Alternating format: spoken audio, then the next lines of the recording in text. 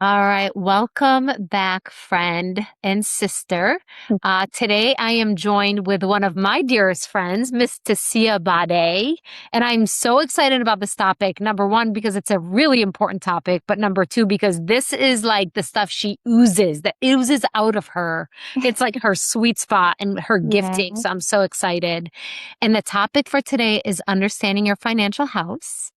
And our speaker for today is the founder of Graceful Investor, a beautiful mama of two. And we're going to dive right in to this topic of understanding your financial house, what it is, why it matters, all that good stuff. So, Tasia, thank you for being here.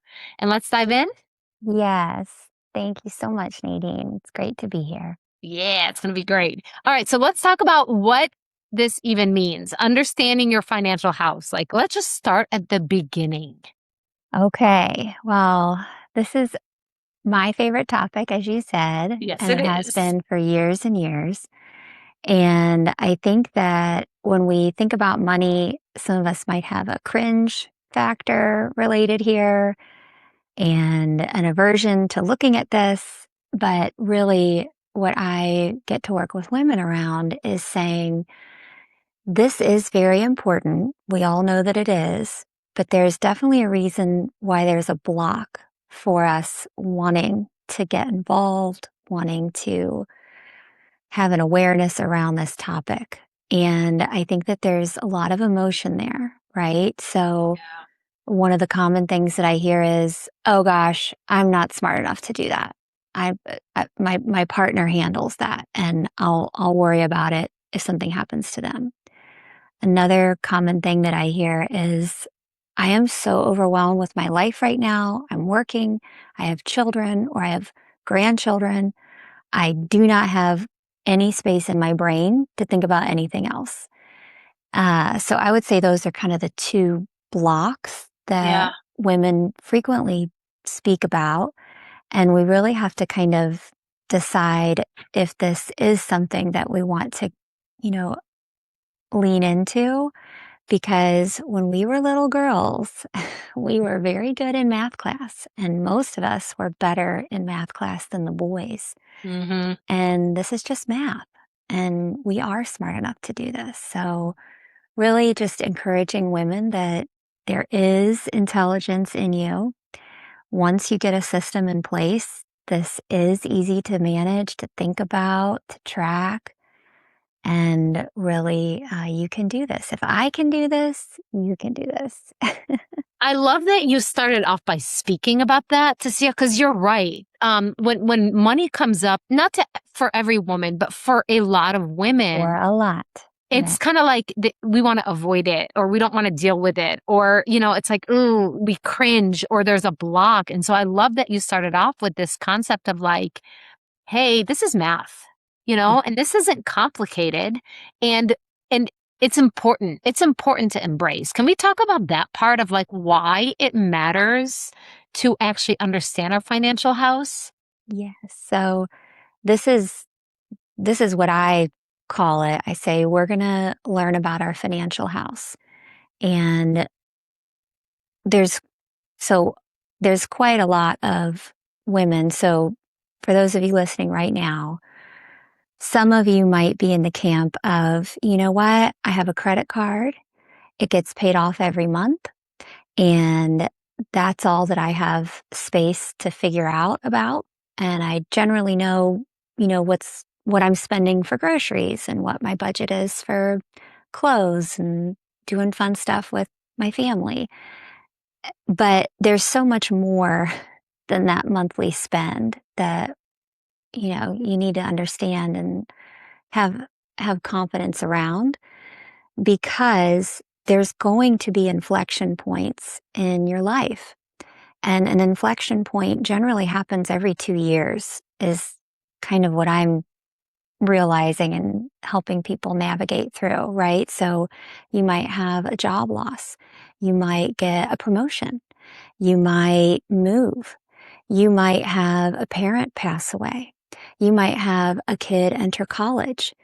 You might have something going on with your marriage, or you might become married if you're single right now, right? So every 2 years, it's almost like clockwork. It Wow. could be something good, it can be something hard, but it invariably will have a change in your money and your flow of how your financial house is structured and how it's running. So I like to say you can either pay attention to this money right now when you kind of feel a good rhythm of life, when things are a little bit predictable and steady, Mhm. or you can be forced to have to look at something during a period of possible trauma where your brain is not functioning rationally and your emotions are running high. You might be grieving, you might be really afraid, you might be really overwhelmed and happy at something great, a windfall of some type. But if you're not aware of your whole financial house, when those inflection points come, you really are not going to be making decisions in the most wise way possible. So I just want to encourage you that life is coming at you, okay? And these inflection points are going to happen no matter what you do or don't do. So the more that we can kind of understand how our things are set up, what pieces and parts are missing, and what we need to be more cognizant of, the better it's going to be as we flow through this life that we have. I love this. I love the way you're talking about it. And you're right. It's like, we're going to have to deal with finances at some point. Would you rather Yeah, kind of be proactive, learn it when you can think straight, when there's not a crisis, or do you want to wait until you're forced? Because either way, you're going to have to manage your right. financial house.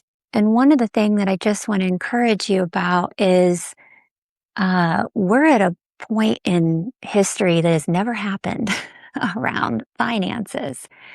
And that is that you're probably part of a generation that is going to be receiving money from their parents when they pass away.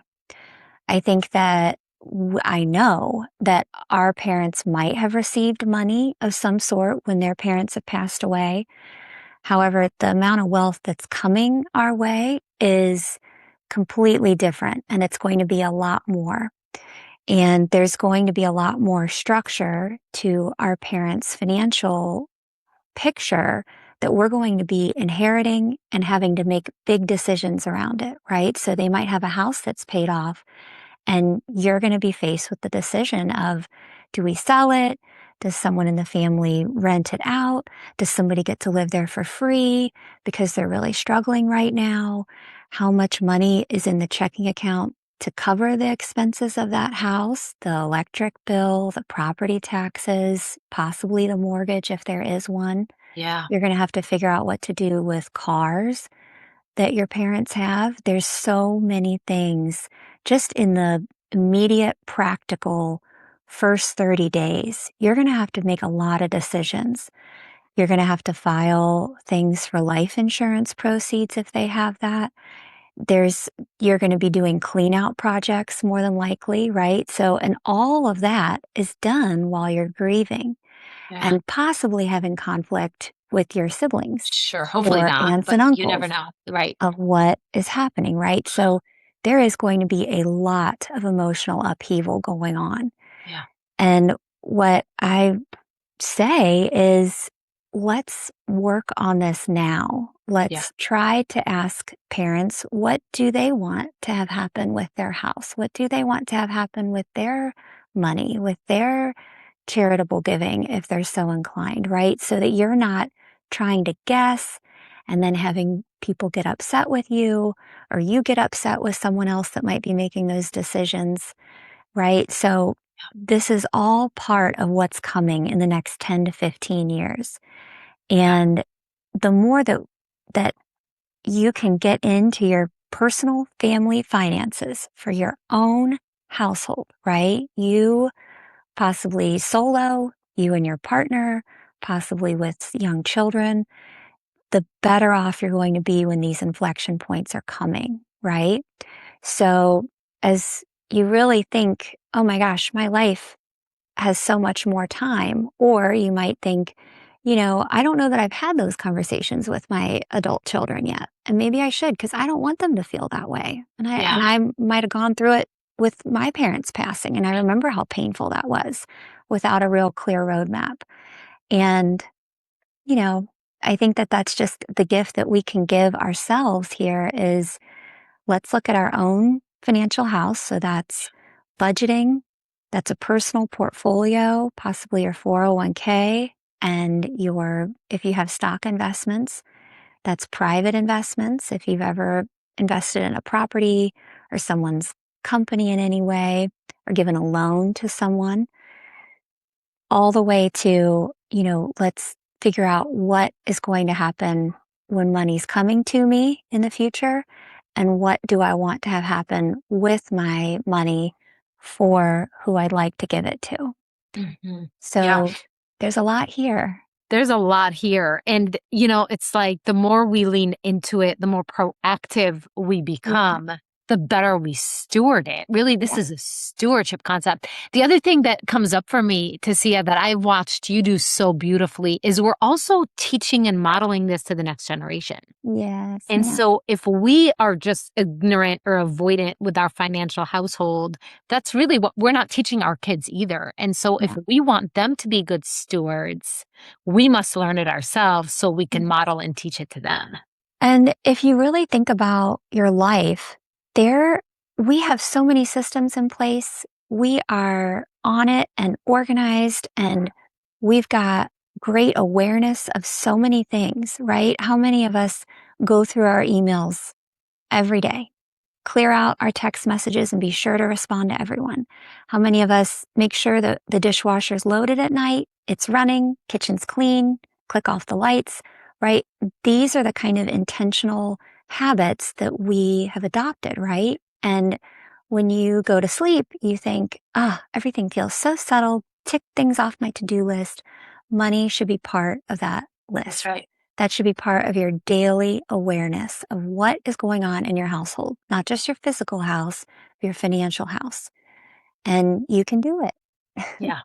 And I think, you kind of started off with that of like, well, I'm not smart enough or I don't understand or I just Right. don't get it. And it's like, no, you are smart enough. Look at everything that you are running, girl. Right. You are driving people around. Right. You're managing projects at work. You are a good friend. You're a good daughter, right? Right. And you are intelligent enough to handle your money. I promise you are. Yeah. It's really more about like the intentionality and the Mhm. desire to go, okay, let me lean in. Let me just, Right. and sister, if I can just even invite us, myself included, to just lean in a little more and go, okay, I want to take ownership. I want to take responsibility here. I want to get clarity here. I want to learn and grow in this area. Man, that's a great first step. Right. First step is saying, I'm kind of curious. And I think that that's the word that we need to give it is, Mm, yeah, I am curious. What is going on? And I don't know the answers to anything that Tasia just talked about. So where do I even start? I And love that. really the first step is number one, do you know how to log in to every bank account that you have in your household?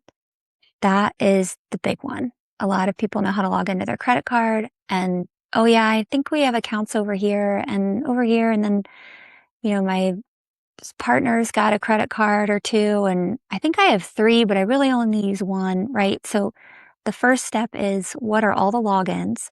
Mhm. And the second step is downloading a budgeting app and connecting all of those credit cards and all of those bank accounts to a budgeting app. That is step two. And sometimes it takes a couple days to figure out step one. Sure. And you might feel a little discouraged, a little overwhelmed, a little frustrated. Nobody knows the password. You just get a paper statement and I don't know where to even begin. And you have to call a credit card company and Are you at my house? How uh-huh, did you know this? uh-huh.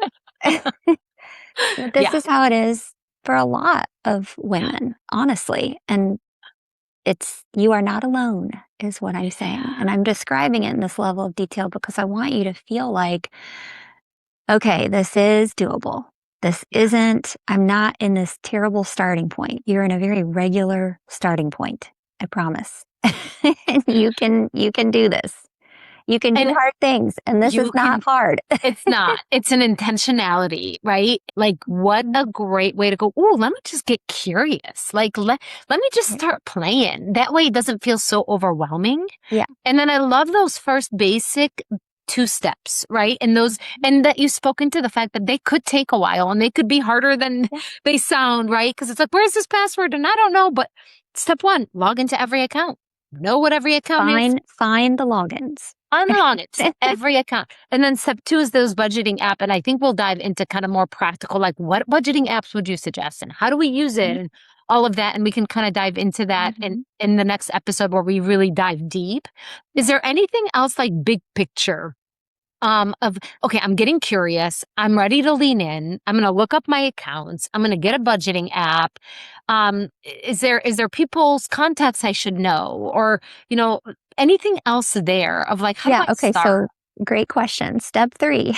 Yeah. Once you have that app going, it's going to start getting all of your bank account info fed from that day forward. And it's going to have a bunch of zeros in all the budget categories.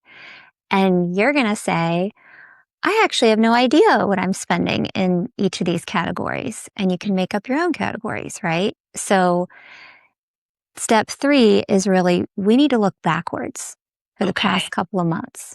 Okay. And we need to go through our spending records online and just see, oh, okay, that's how much the mortgage is. Okay, that's how much the car payment is. Okay, that's how much insurance costs. Okay, now I kind of see, I feel like I'm spending $600 to $800 a month for groceries, right? You really need to this is part of the awareness piece, right? Of you can't just download a budgeting app and say, ta-da, it's over. You have to fill out the goals for each category, but you can't do that till you look back a little bit. And going back to the curious point where it's like, You got it. I'm curious, how much am I spending on X? Like this is the point where a shame spiral can start. Okay. Let's call this out. So I just want to tell you that if that starts to prickle in you, you need to give yourself a lot of grace. Let's pause. Yep. Speak a little bit more about shame. So this is the first time someone's hearing shame spiral. What does that even mean? What does that look like? This is the feeling you get when you start to beat yourself up and you start to create a narrative about yourself that is not true. Okay. And like what? Give me an example.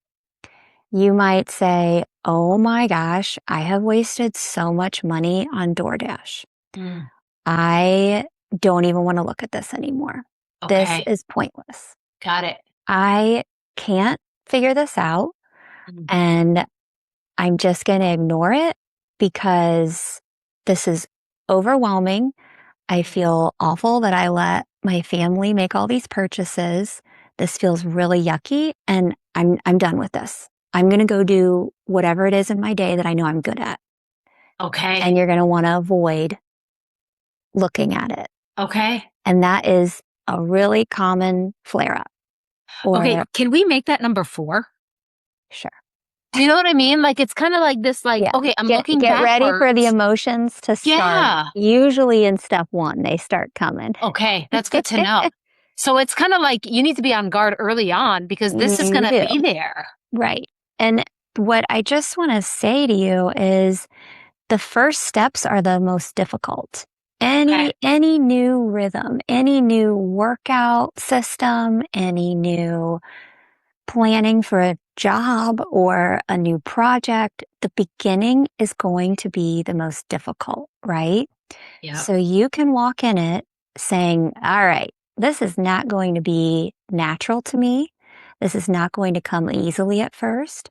And I am going to push through it because falling into kind of the fear and the shame and the negative thoughts is not how you're supposed to be feeling in your life. So you're going to want to avoid it. What I want to tell you is you're not going to avoid this process in order to get a system set up to make your life so much more manageable. You are going to have to overcome this initial hurdle of self-doubt, of fear, of anxiety, of worry, right? So you're going to have to dig deep and say, I can do this. This is the hard part that Tasia was talking about. I'm catching it before it takes over my whole thought here, and I am not going to stop. I can take a break, but I'm setting aside 10 minutes in 2 hours, and I'm going to come back to this, right? I love that you've spoken to all of this because this is exactly what happens, This right? And is, so so I'm telling you. as a woman, I'm like, okay, I want to dive into this. And then a shame spiral or a doubt or I don't feel like dealing with this anymore. And it's so easy to go, never mind, because it's important, but it's not urgent. Correct.